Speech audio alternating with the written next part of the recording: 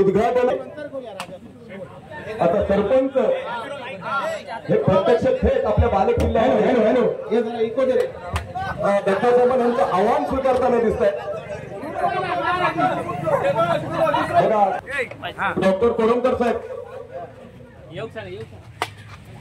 Doctor कोरमकर साहेब आता तालुका प्रमुख यांचा सुद्धा नारळ फुटलाय।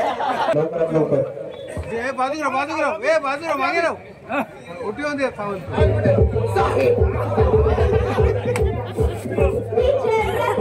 चौथा नारळ पाचवा नारळ दत्तासाहेबांनी फोडलेला आहे अगदी आणि हा 6वा नारळ सुद्धा दत्त कोणी लागा होईल।